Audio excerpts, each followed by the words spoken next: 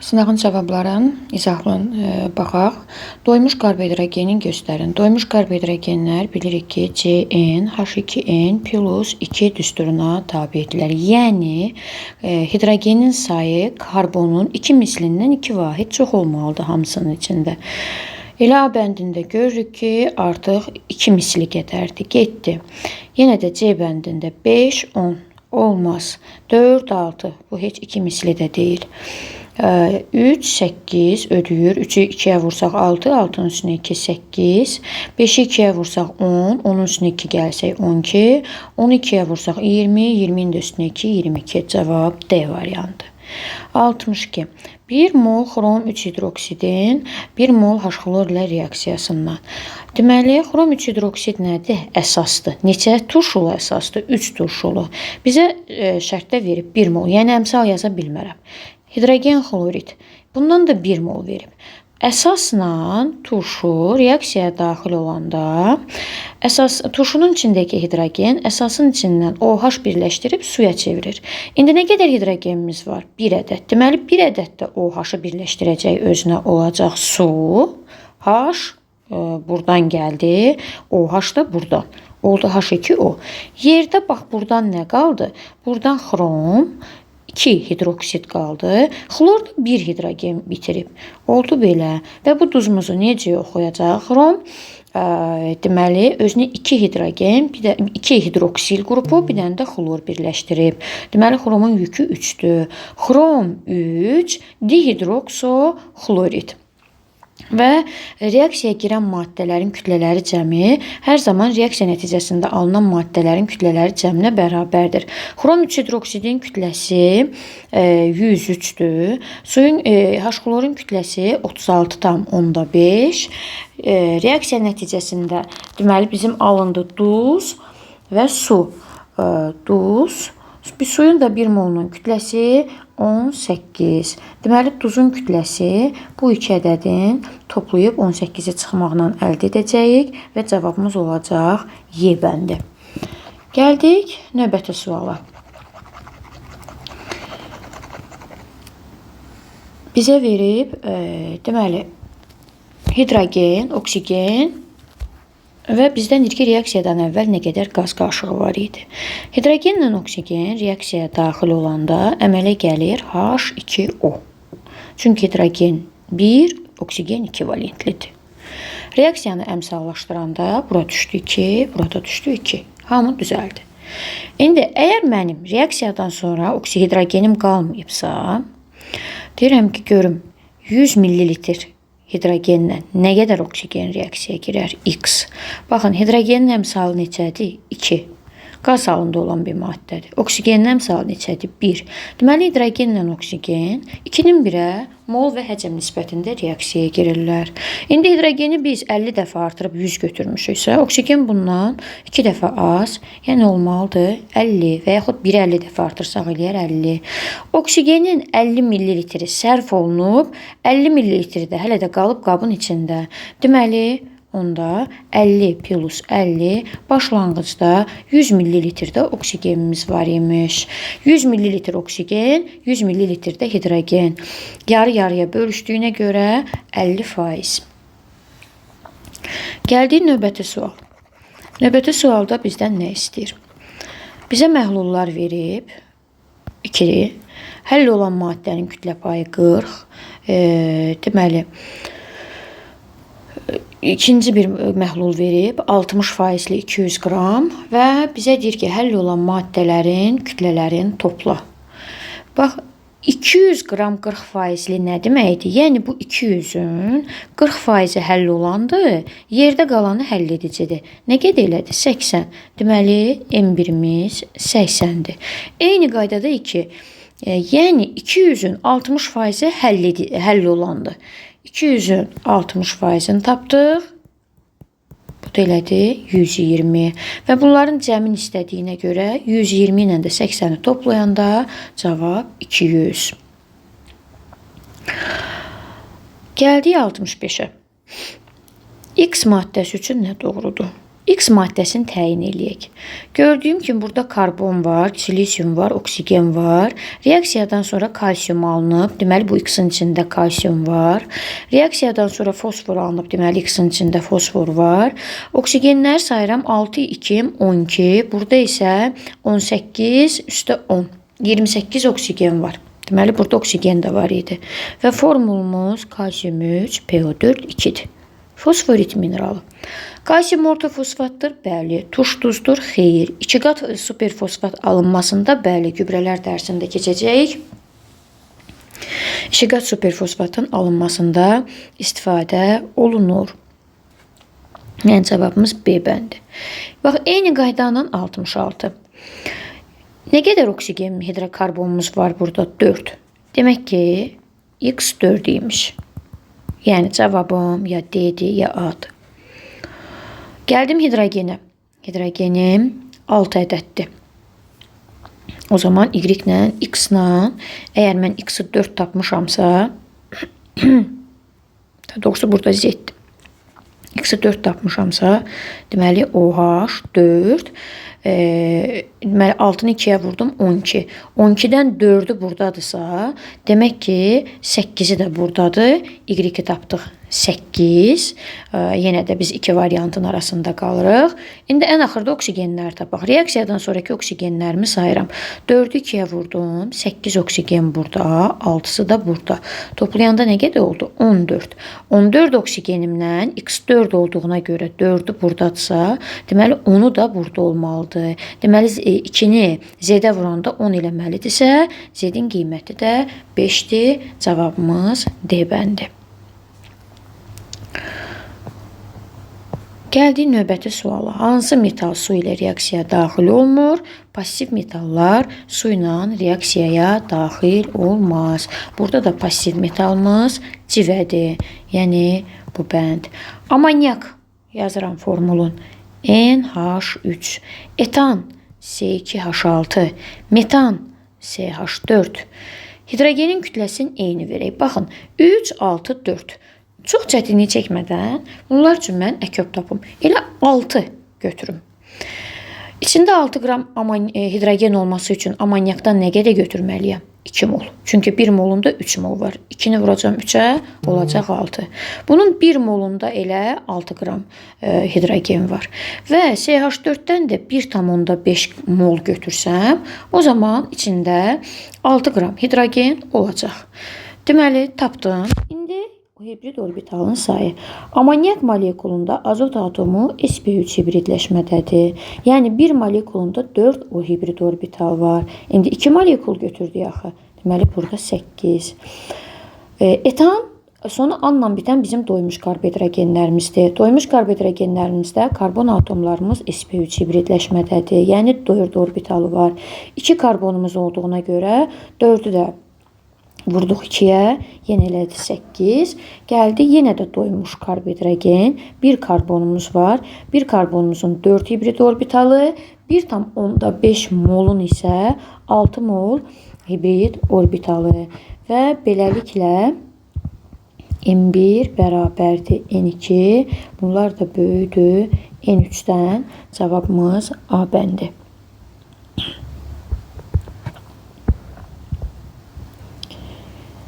Gəldik növbəti suala. Hansı duzların suda məhlulların elektrolizində anodda su oksidləşir? Üzərinə su gəlib, elektrik cəryanı keçirdək. Kalium aktiv metaldır. Suda məhlulda aktiv metallar elektrodlarda ayrılmır. Oksigensiz duzdur. Katodda hidrogen ayrılar, anodda da xlor ayrılar. Deməli, anodda su olmadı. Anodda su deyirsə, suyun içindəki oksigen getməliydi anoda. Mis-2 sulfat. Mis-2 sulfat mis pasiv metaldır. Ona görə katodda ayrılacaq.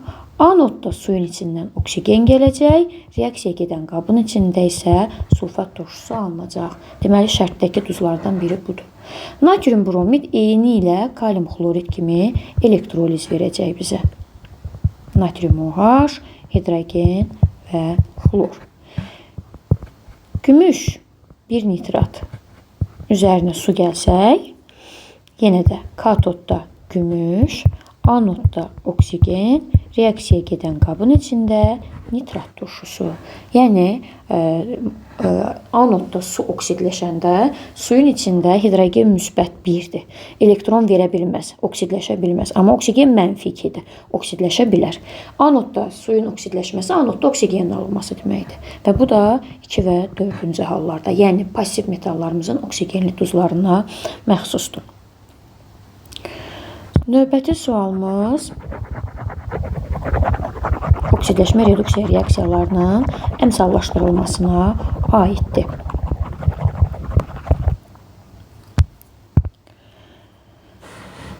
Kalium birləşmələrdə müsbət 1 yük göstərir, oksigen mənfi 2. İndi baxın, 7 oksigenimiz var. Hər oksigenimiz özünə 2 elektron alsa, deməli 14 oksigenlər 14 elektron alıb. Bunun 2-sini kalium verib. Yerdə neçə elektron qaldı? 12 elektron. 2 xrom da həmin elektronları verib. Deməli hər xroma 6 elektron düşdü. Xlor mənfi 1, hidrogen müsbət 1. Mənfi 1, müsbət 1, mənfi 1, müsbət 3 və 0. Suya baxmağa da dəyməz. Yenə də mənfi, suyun əmsalı mənfi 2, müsbət 1. Kim dəyişib yükün? Xrom müsbət 6-dan xrom müsbət 3-ə gəlib. Daha sonra nə baş verib? Xlor mənfi 1-dən xlor 0-a gəlib. 6-dan 3-ə 3 vahid elektronu azalıbsa, deməli 3 elektron, daha doğrusu yükü 3 vahid azalıbsa, deməli 3 elektron alıb. Xlor isə əksinə elektron itirib. İndi hər ikisinin indeksində 2 var. Hər ikisinin indeksindəki 2, əgər birində olsaydı nəzərə alardıq. Onsuz da bura vurmaq 2 yazsam, onlar ixtisar gedəcək.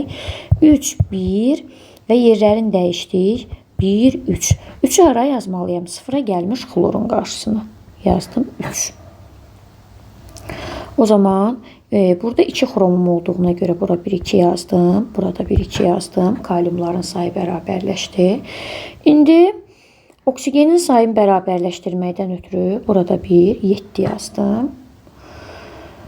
Və ən axırda görürəm ki, hidrogenlərim 14 ədəddir.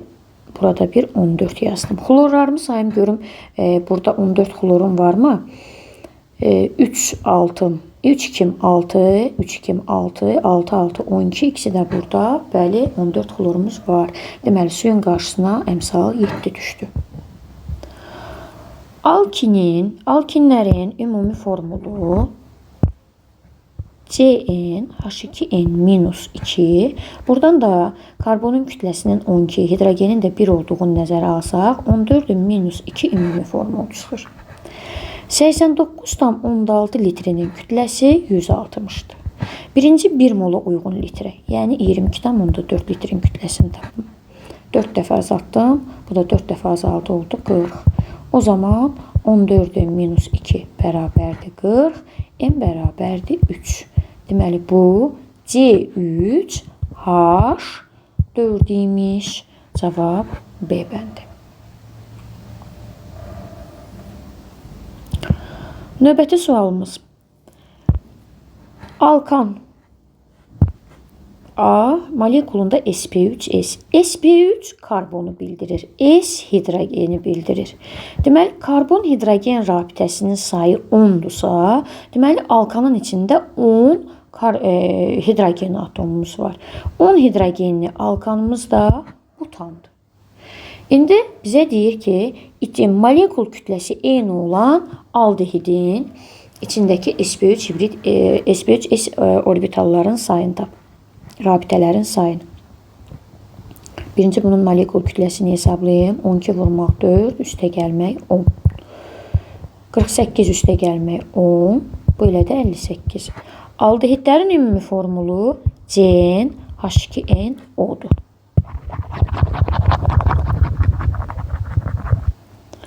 Yəni 12 karbonun kütləsi, 1 oksigenin kütləsi 16 da bunu nəzərə alsaq, 14n plus 16 o zaman 58-ə bərabər eləməlidir.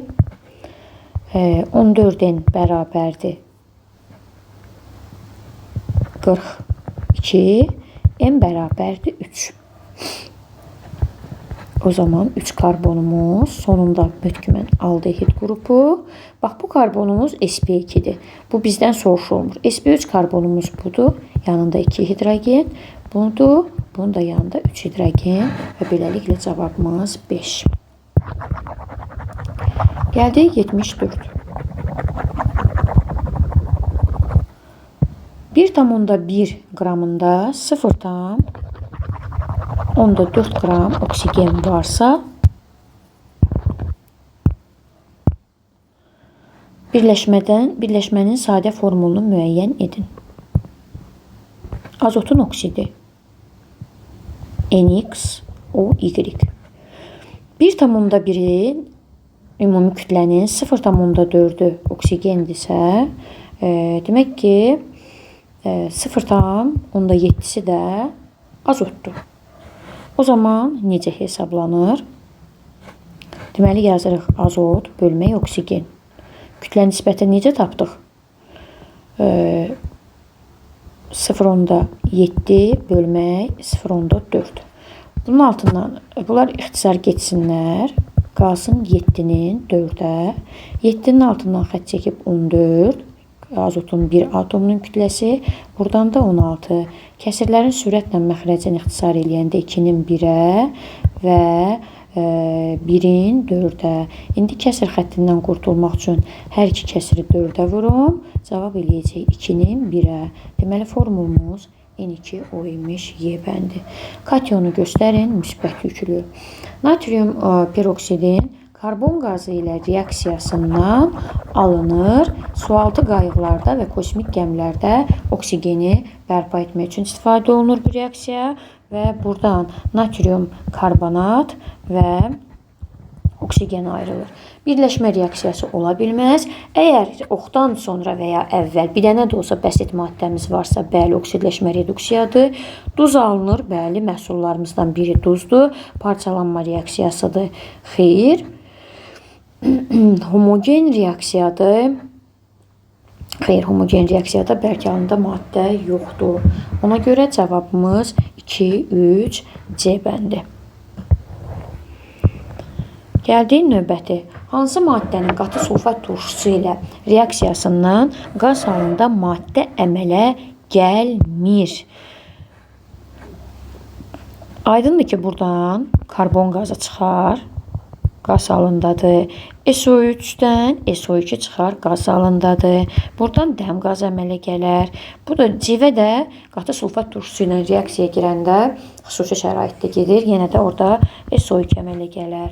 Amma natrium metasilikat qatı sulfat turşusu ilə reaksiyaya girəndə natrium sulfat və metasilikat turşusu çökəcək qabın dibinə. Bu da suda həll olmayan maddədir, çöküntüdür. Bu da bərk haldadır. Yəni qaz yoxdur. Xlorid turşusu üçün nə doğrudur? Mədə şirəsinin tərkibinə bəli daxildir. Qüvvətli turşudur, amma fluorid turşusundan zəif deyil. Fluor özü xlordan qüvvətli elektrositləşdirici element olsa da, hidrogen halogenidlərdə yuxarıdan aşağı gəldikcə turşuluq xassəsi daha da artır. Ona görə 1, 2 cavabımız A bəndi. Turşunun 0,2 molunu tam neytrallaşdırmaq üçün. Deməli, 0,2 mol turşumuz var. 342 qram. Mən hər ehtimala qarşı, bax bunu da mola çevirirəm. Mola çevirəndə məsələni həll eləmək daha rahat olur. Bölürəm 171-ə, bu da elədir 0,2.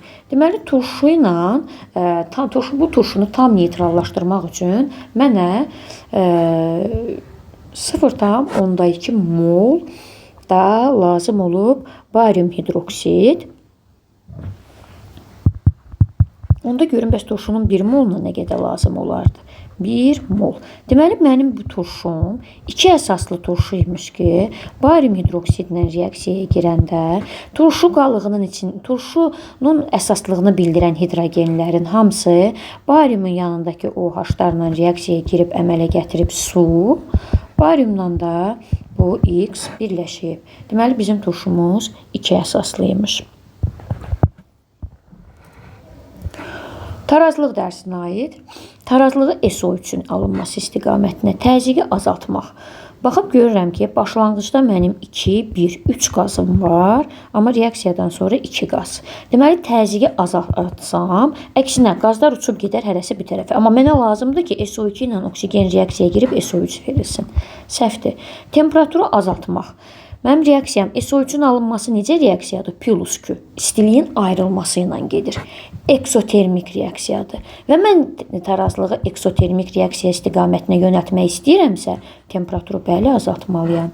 Katalizator isə tarazlıqda olan sistemə təsir etmir. Ona görə cavabımız D bəndi. 3 metil butan diol. Bax, butan diol sözünü görüb 4 də karbonu çəkdim. Birinci və üçüncü karbonlarıma OH-ları birləşdirdim. İkinci karbona da 1 metil birləşdirdim. O zaman bu karbonun 1, 2 valenti qalıb. Bunun 1, 2, 3 1 valenti qalıb. Bunun da 1 valenti qalıb. Bunun 3 valenti. Bizdə neçə üçlü karbon? Üçlü karbon o deməkdir ki, özündən başqa ətrafında 3 dənə karbon qonşusu var. Bunun cəmi bir dənə. Bax, bu karbonumuzun bu karbon qonşusu var, bu karbon qonşusu var, bir də bu karbon qonşusu var. Ona görə cavabımız D bəndi, qalan belə karbonumuz yoxdur. XO qazının normal şəraitdə sıxlığı. O zaman bu qazın normal şəraitdə kütləsini hesablayayım. M bərabərdir ρV düsturundan 1,25. Normal şəraitdə qazların tutduğu həcm 22,4 və bu elədir 28. X elementinin kütləsini, deməli x plus 16 bərabərdir 28. O zaman x də bərabərdir 14. Daha doğrusu 12. 83. X hansı maddələr ola bilər? Gördüyümüz kimi X-in həll olması təzyiq artdıqca artıb. Təzyiq artdıqca gözünün qabağına gətirin. Qazlı suları qapağını açan kimi uçurmu? Uçur. Deməli, onlar təzyiq altında orada həll olublar. Qaz halında olan maddəmiz də burada karbon qazıdır, amonyakdır. İçində metal olan maddələr adi şəraitdə qaz halında ola bilməz. Gəldik növbəti sual. Sulfat turşusu ilə kalium hidroksid reaksiyaya daxil olub. Həcmləri eynidir. O zaman C bərabərdir, növ bölünsün V düsturunda. Əgər həcmləri eynidirsə, onda qatılıqlar bizə mol nisbətlərini də verər. Kalium hidroksid üstə gəlmək H2SO4. Tam normal duz deyirsə, burada normal duz kalium sulfat plus su. Onda bura əmsal düşür 2. İndi əgər 2-yə 1 lazım etsə, 8-ə də x də bərabərdir 4. Növbəti sual, alken kütləsi 2x-dır hidrogenləşmə məhsulunun. Alkenlər CN, H2N-dirlər. Özlərinə katalizator iştirakında 1 mol hidrogen birləşdirərlər və olarlar CnH2n plus 2. Alkenlər su ilə hidratlaşma reaksiyasına daxil olar və alınar CnH2n plus 2O. Hidratlaşma deyəndə su, hidrogenləşmə deyəndə nəzərdə tutulur hidrogenin birləşməsi. Alken, deməli, əgər kütləsi 14 idisə, burada artıq oldu 14N plus 2. Və burada 14N idisə, burada oldu 14N plus 18. Və mən baxıram ki, bunların arasında nə qədər kütlə fərqi oldu? Oldu 16. Deməli, indi şərtdə bizə deyir ki, 14N plus 2, 2x-a bərabərdir. Yazıram, 14N plus 2 bərabərdir 2x. Buradan x-i tapsam, x nəyə bərabər olacaq? Hər tərəfi 2-yə bölsək, 7N plus 1. Hidratlaşanda özünə bir dənə su birləşdirir. Suyun da kütləsi 18. Ona görə kütlə oldu 14n plus 18. Və şərtə görə 14n plus 18 bərabərdir 3x minus 6. X-in bu qiymətini gətirib burada yerinə qoyun və n-i tapın. 14n üstə gəlmək 18 bərabərdir. Bax, bu x-in yerinə bu qiyməti qoysam, olacaq 21n plus 3 minus 6. İndi ifadəni sadələşdirək. Deməli, 21n çıxmaq 14n burada oldu. Bu oldu mənfi 3. Bu da keçdi o tərəfə, oldu 20. Müsbət, deməli, mənfi 3. Oldu müsbət 3. 18-dən 3 toplayanda oldu 21. 7n bərabərdir 21. N də bərabərdir 3. Deməli, söhbət CH2, CH 3-dən gedirmiş. Yəni, propendən gedirmiş. Sonra gəldik. Magnezium nitrat. Magnezium nitrat orta aktivlikli metallarımızdandır və o parçalananda magnezium oksidə, azot 4 oksidə və oksigenə parçalanır. Reaksiyanı əmsallaşdırsaq, bura 2, bura 2, bura 4. Deməli, oksigenimiz 6, 2, 12 ədəd olmalıdır. 8-i burada, 2-si burada, 2-si də burada. Magnezium nitratın parçalanmasından 2 qaz əmələ gəlir. Azot 4 oksid və oksigen. Əmələ gələn qaz qarşılığındakı daha ağır qazın həcm payını hesablayın. Deməli, ikisi bir yerdə 5 mol qazımız var. Və bunlardan bunun kütləsi 46, bu isə 32. Təbii ki, kütləsi çox olan budur. 5 mol bizim 100%imiz, 4 X da 80%. Almaz və qrafit hər ikisi karbonun allotropik şəkil dəyişmələridir. Karbon atomları sp2 hibrid halında qrafitdədir. Zəif elektrik cəryanını keçirtməyən almazdır. Metal, deməli, buraya yazım B. Metal parıltısına malik qrafitdir. Karbon atomları sp3 halında almazdadırlar. sp hibridləşmə bu heç birinə aid deyil. Gəldik situasiyaya. Deməli, manqan 4 oksidin üzərinə xlorid turşusu əlavə olunub və bu zaman manqan xlorid, manqan 2 xlorid, su və xlor qazı ayrılıb. Reaksiyanı əmsallaşdıranda bura 1, 4 düşür, burada 1, 2. Tənliyi yazdıq. 4 mol xlorun alınmasına sərf olunan, bura yazıram 4. H xlorun mol miqdarı X. 4 mol H xlor sərf olunanda 1 mol alınırdısa, X da bərabərdir 16. Gəldi ikinciyə. Kalsium karbid. Kalsium karbidin üzərinə su gələndə alınır kalsium hidroksid və asetilen qazı. Bura 1, 2 yazırıq. Reaksiyamız da əmsallaşır. İndi burada cavab vərəqində nələrsə soruşulub, orada cavab vermək lazımdır. Üzvi turşular və ümumiyyətlə oksigenli turşular spirtlərlə qarşılıqlı təsirdə olduqda deməli alınır mürəkkəb efirlər və su. İndi bizə kütlələrin M verib, hər ikisinin eyni qədər verib və alınsın 17,6 qram efir alınsın. Baş verən reaksiyanın tənliyini yazdıq. Maddələrdən biri tam sərf olunarsa, deməli, M-i müəyyən edin. Sirkə turşunun 1 molunun kütləsi 60-dır. Bunun 1 molunun kütləsi 46-dır. Deməli, 60, 46, burada da 18 su əmələ gələndə, burada efirimizin kütləsi eləyir 88. Deməli, indi mən başa düşdüm ki, turşu spirtdən daha çox sərf olunur kütləcə. Çünki o molekul kütləsi böyükdür. Və buna uyğun da digərini tapım. Əgər 60 qram turşu sərf olunanda 88 qram efir alınırdısa, 17,6 qram efirə X da bərabərdir. Deməli, 12 qram. Deməli, M-in qiyməti oldu 12. M qoyaq bura bir dəfəlik.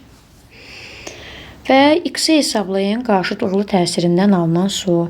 88-dən 18 qram su alınmışdısa, buradan da gördüyümüz kimi 0,2-yə vurmuşuq. Bu da eləyəcək 3,6 qram su.